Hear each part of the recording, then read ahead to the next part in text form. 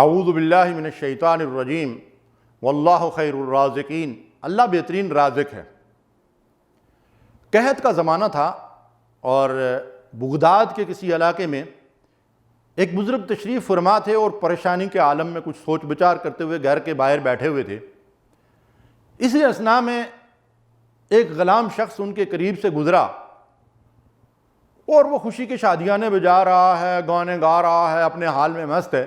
تو یہ اسے بلاتے ہیں اپنے قریب اور اس سے کہتے ہیں کہ اے اللہ کے بندے، تجھے پتہ ہے ملک میں قحط پڑا ہوا ہے، لوگوں کو جان کے لالے پڑے ہوئے ہیں، کھانے کے لیے 2 وقت کی روٹی نہیں مل رہی ہے، اور ایسے لگتا ہے کہ تجھے تو ہوش ہی نہیں ہے، پتہ ہی نہیں ہے کہ کیا ہو رہا ہے۔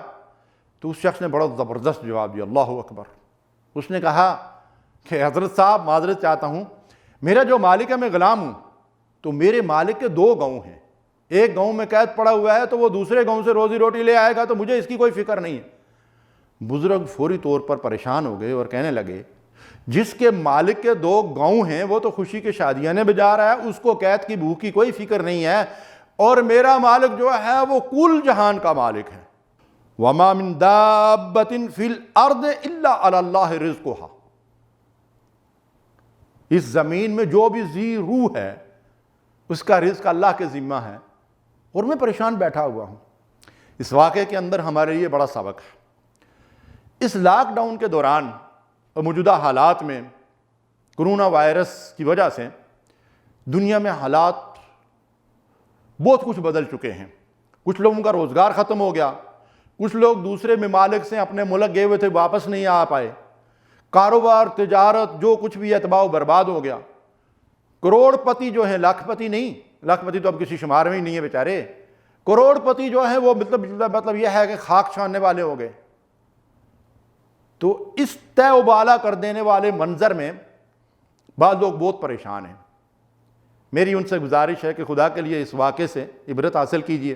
ایسے بے شمار واقعات بیان کیے جا سکتے ہیں، لیکن طوالت سے بچتے ہوئے میں یہ عرض کرنا چاہتا ہوں کہ واللہ خیر الرازقین، اللہ رزق دینے والا ہے۔ میں اور آپ اپنے بیوی بچوں کے، اپنے بہن بھائیوں کے، اپنے والدین عزیز و اقارب کے رازق نہیں ہیں۔ ہمارے ذمہ اللہ نے کیا لگایا ہے؟ وَأَن لَيْسَ لِلْإِنسَانِ إِلَّا مَا سَعَىٰ، اگر کوشش کے باوجود راستے بند ہیں تو اللہ تعالیٰ راستے کھول دے گا۔ وَالَّذِينَ جَاهَدُوا فِينَا لَنَهْدِيَنَّهُمْ سُبُلَنَا، جب ہم کوشش کریں گے تو راستے کھلتے جائیں گے، اور الحمدللہ کھل رہے ہیں۔ وقتی کوئی پریشانی آ گئی ہے، دیکھیں نا، واللہ یقبض ویبسط، اللہ کے اختیار میں ہے گھٹانا اور بڑھانا۔ اگر ہماری رزق کی تنگی آ گئی ہے، اللہ تعالیٰ نے کشادگی کچھ دنوں کے لیے ہم سے جو ہے وہ مطلب یہ ہے کہ ہاتھ کھینچ لیا ہے، تو یہ ہماری آزمائش ہے، مومن کو آزمایا جاتا ہے۔ ہمیں اللہ پہ بھروسہ رکھنا چاہیے اور اپنے حصے کی کوشش کرنا چاہیے۔ کچھ لوگ ڈپریشن کا شکار ہیں، کچھ پریشان حال ہیں، کچھ حواس کھو بیٹھے، عجیب عجیب خبریں سننے کو آ رہی ہیں کہ جی یہ ہو گیا، وہ ہو گیا، کھائیں گے کیا؟ ارے بھائی اللہ پہ بھروسہ رکھو، وَمَن يَتَوَکَّلْ عَلَى اللَّهِ فَهُوَ حَسْبُهُ، جو اللہ پہ توکل اور بھروسہ رکھتا ہے اللہ اس کے لیے کافی ہو جاتا ہے۔ اور پھر اللہ کا وعدہ یہ ہے کہ نبی صلی اللہ علیہ وسلم نے فرمایا، أَلَا وَإِنَّ لَن تَمُوتَ حَتَّى تَسْتَكْمِلَ رِزْقَهَا، تمہیں موت آ ہی نہیں سکتی جب تک اپنا رزق پورا نہ کر لو۔ جو اللہ تبارک و تعالیٰ نے تمہارے حصے کا رزق لکھا ہوا ہے وہ کھا کر تم نے مرنا ہے۔ تو اس چیز کا تعلق ہماری تقدیر سے ہے۔ حدیث میں آتا ہے کہ اس بندے کے دنیا میں آنے سے پہلے جب وہ ماں کے پیٹ میں ہوتا ہے تو اس کی تقدیر لکھ دی جاتی ہے، اس کا رزق کتنا ہے، اس نے کمانا کتنا ہے، اس نے کھانا کتنا ہے، اس کی تقدیر میں کیا لکھا ہوا ہے، یہ کیسا ہوگا، دنیا کے کتنے وسائل اس کے حصے میں آئیں گے، یہ حکومت کرے گا یا محکوم ہوگا، یہ مزدور ہوگا یا کسان ہوگا یا ڈرائیور ہوگا یا جہاز چلاتا، سب کچھ اللہ نے پہلے سے لکھ دیا ہے۔ میرے ذمہ کیا ہے؟ کوشش، محنت، بھاگ دوڑ، میں وہ کر کے اس کے بعد اللہ پر توکل اور بھروسہ کروں۔ للہ ملک السماوات والارض، آسمانوں اور زمین کی بادشاہت اللہ کے لیے ہے۔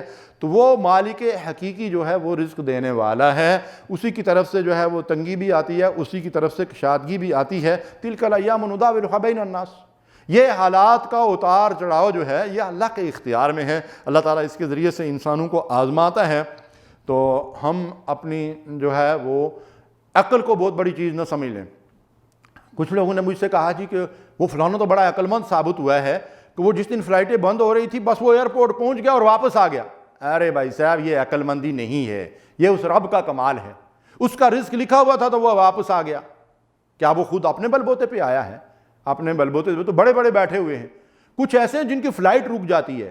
دیکھیں نا پچھلے دنوں جو حادثہ جو جہاز کا ہوا تھا، کیسے کیسی کہانیاں ہمارے سامنے آئی ہیں کہ ایک آدمی سرے سے اس فلائٹ میں بیٹھنے کا اس کا پروگرام ہی نہیں تھا، لیکن یہ ہے کہ اس کو اللہ وہاں لے گیا، اور اسی فلائٹ کے اندر سے اللہ تبارک و تعالیٰ نے کسی کو معجزانہ طور پر بچا بھی لیا.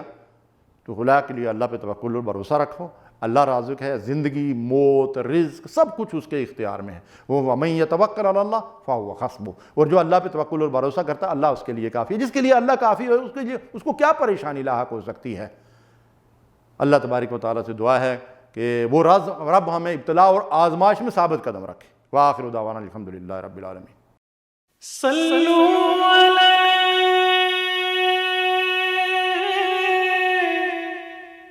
وآلہ